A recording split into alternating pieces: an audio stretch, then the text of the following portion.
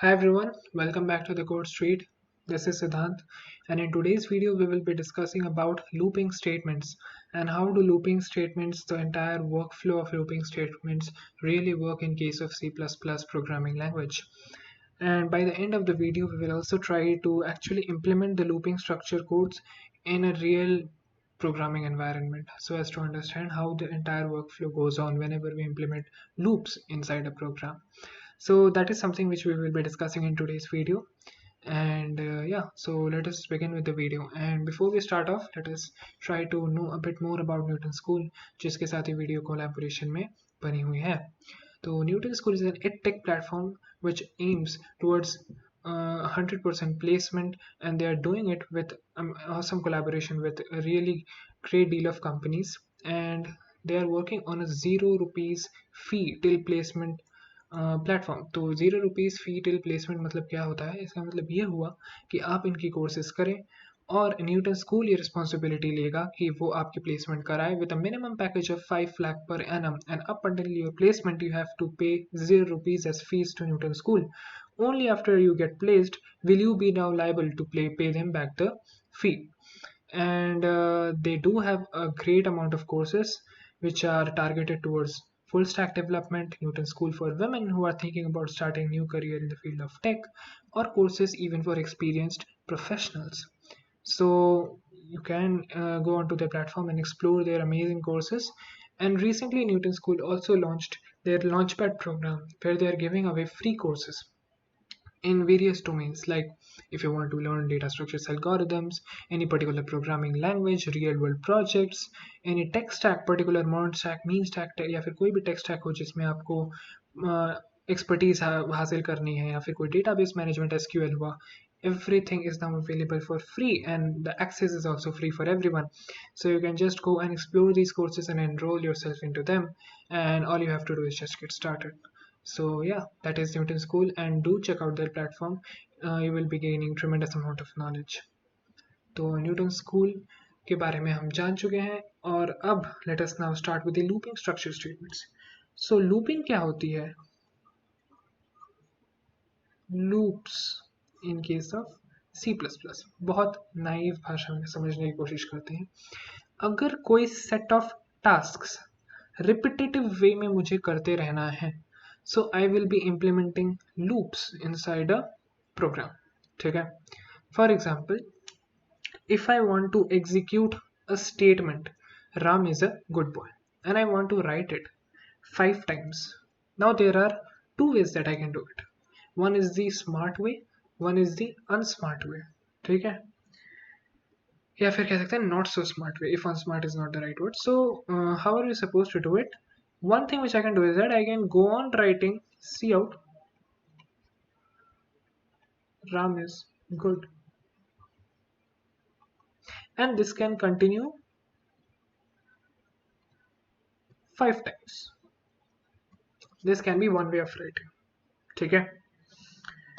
Another way of writing can be, I can do is all I can do is I can implement a loop. ठीक है? Now what I can do is, देखो, I can implement a loop. अभी ये क्या चल रही है, कैसे स्ट्रक्चर में क्या लिख रहे हो भैया, कोई समझने की जरूरत नहीं है, मैं समझा देता हूँ तुमको. क्या हो रहा है यहाँ पे? I am doing is I am implementing a loop जिसमें मैं ये असाइन कर दूंगा कि ये, just a second, my pen just stopped working.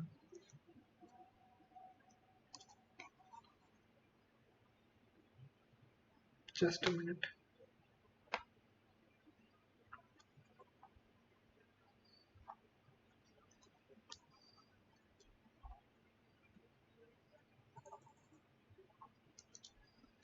या तो सॉरी फॉर द डिले. तो अगर मैं कोई लूप सेट कर दूं यहाँ पे कि ये 1 से लेके 5 बार ही रन करेगा, ठीक है, और फिर उसके अंदर मैं लिख दूं सी आउट राम इज गुड. ठीक है? लिखना कितनी बार पड़ा? एक बारी. प्रिंट कितनी बार होएगा? 5 बारी. So this is the smart way, and that is a not so smart way of doing it. तो लूप्स का काम ये हुआ कि अगर मुझे कोई चीज रिपीटेटिव वे में करनी है या फिर a defined set of times करनी है तो मैं लूप्स को इंप्लीमेंट करूंगा. Now loop can also be divided into three parts. Loops are of three types. ठीक है, ब्रॉडली क्लासिफाई कर रहे हैं. फॉर लूप है, वाइल लूप है एंड डू वाइल लूप है. ठीक है, बेसिकली बहुत सिंपल भाषा में समझने की कोशिश करेंगे अपन.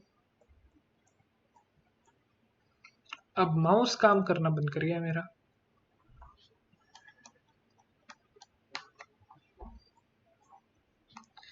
डूड या काम कर गया. सो लूप्स में अब for while and do while हम समझने की कोशिश करेंगे. सबसे पहले हम समझते हैं फॉर लूप को. फॉर लूप की जो स्टेटमेंट स्ट्रक्चर होती है वो होती है फॉर स्टेटमेंट स्ट्रक्चर. समझो, इनिशियलाइज,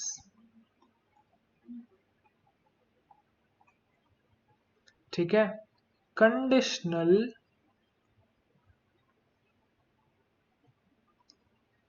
ठीक है, और बाद में होगा तुम्हारा इंक्रीमेंट या फिर डिक्रीमेंट, या फिर और सिंपलर टर्म्स में इसको हम डिफाइन कर सकते हैं ऑपरेशन. ठीक है, this is the entire structure of a for loop statement. ठीक है, और उसके बाद set of statements that are to be executed are written within a for loop statement. A good example that I can state here is,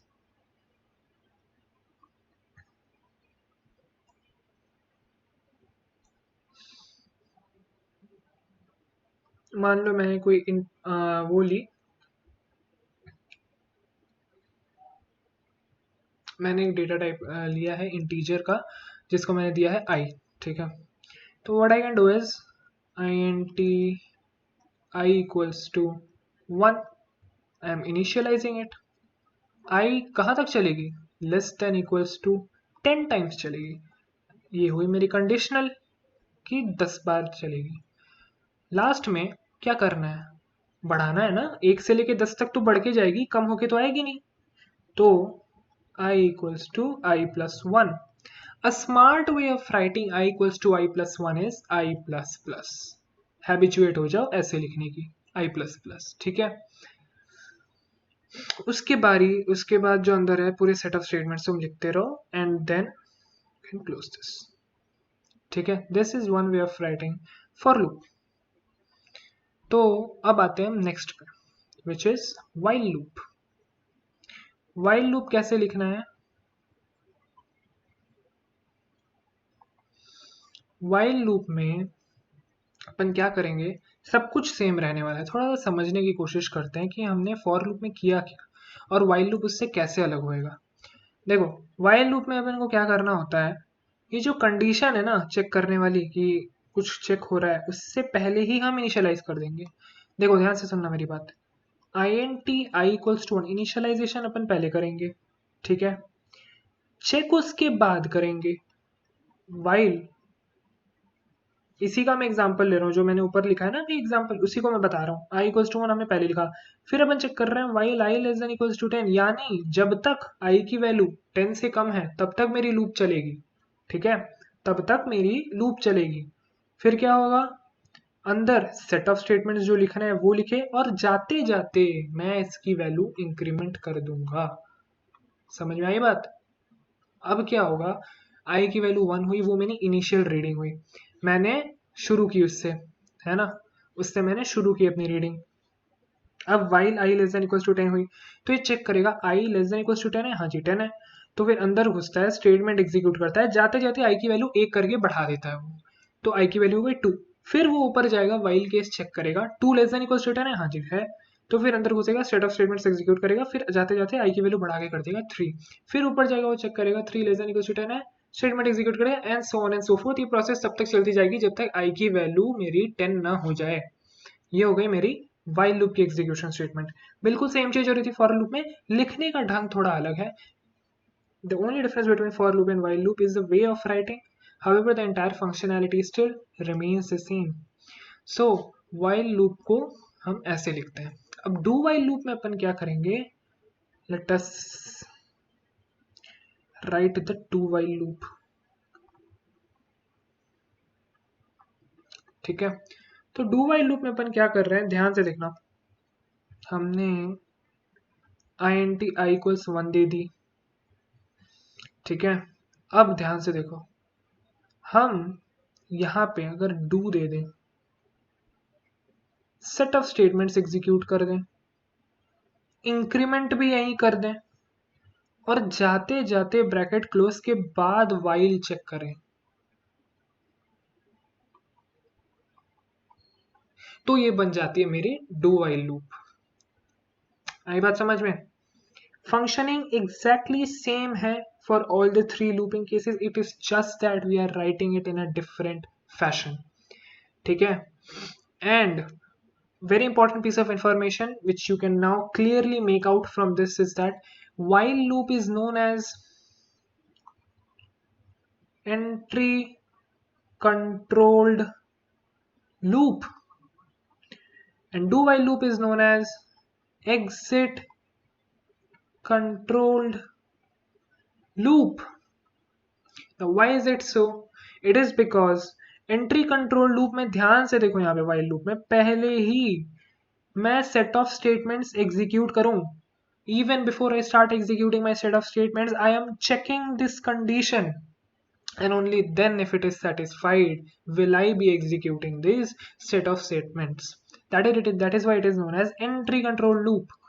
Before I can successfully enter into the completion of my statements, I am getting checked by a condition which is there, right?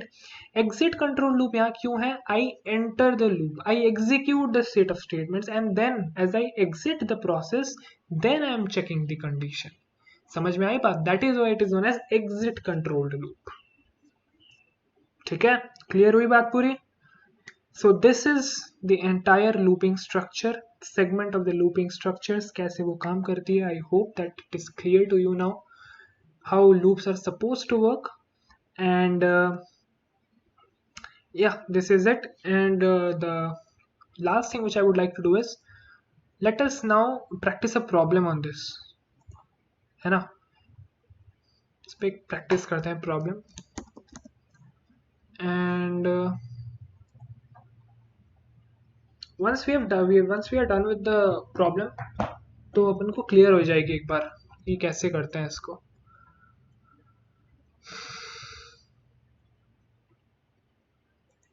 You can create a platform on looping, और ये क्या हो सकती है?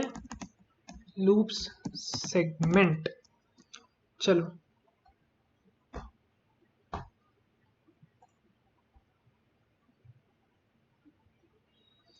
एक बहुत simple तरीके से हम करते हैं. देखो प्रोग्राम क्या है? प्रोग्राम है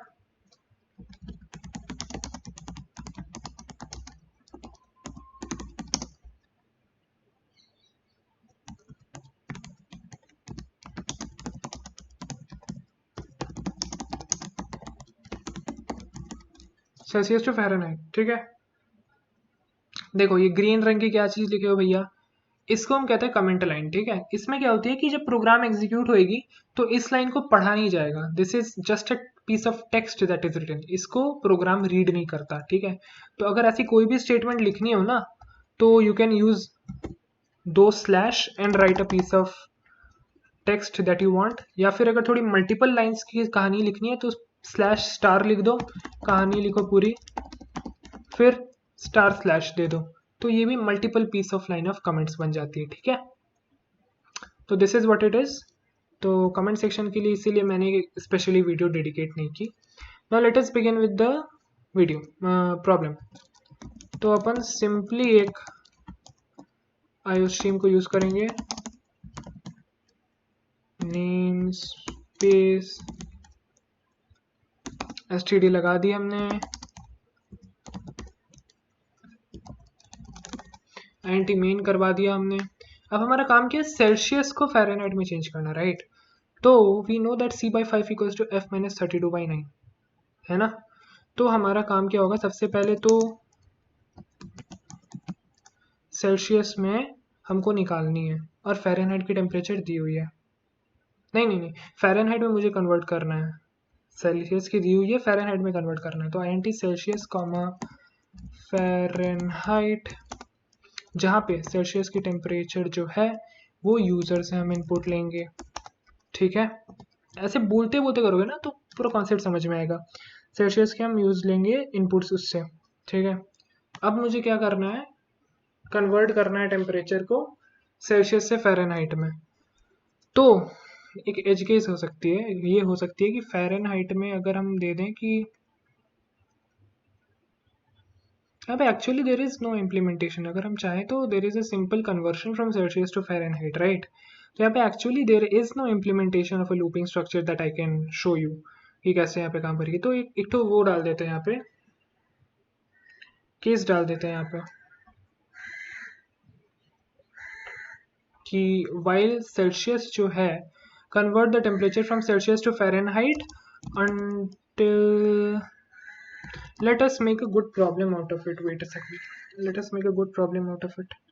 हाँ, 0 to 300 फ़ारेनहाइट तक जब तक रहेगा तब तक अपन करने की यहाँ पे कोशिश करते हैं। या फिर one thing which we can do is Celsius to Fahrenheit इसको रहने देते हैं। अगली वीडियो में जब we will be discussing the problem section, तो वहाँ पे we will be discussing problems based on decision making as well as looping as well. यहाँ पे अभी इसको नॉर्मल रखते हैं, otherwise you will be getting confused. तो इसको भी फिलहाल ऐसे ही लेते हैं। तो सेल्सियस को मैंने इनपुट लिया है। Next thing which we will be doing is we know the formula which is c by 5 equals to f minus 32 by 9. तो all we have to do is 5 से multiply कर देना इस पूरे section को, right? Next is we know Fahrenheit equals to Celsius to Fahrenheit ना. So if it is c by 5 equals to f minus 32 by 9 means it is 9c by 5 plus 32. So it is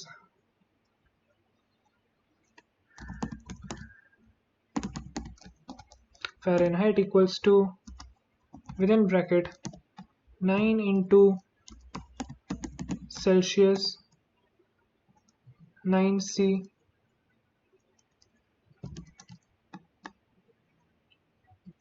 हाँ 9c by 5 plus 32. This is it, and then we will be printing the output. I hope this is supposed to work. Let us find out.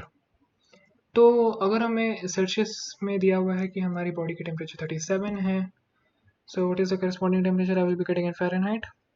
That is 98. So it is properly working, 100% सही work कर रहा है ये। तो ऐसी होती है एक सिंपल सी problem Celsius to Fahrenheit conversion में।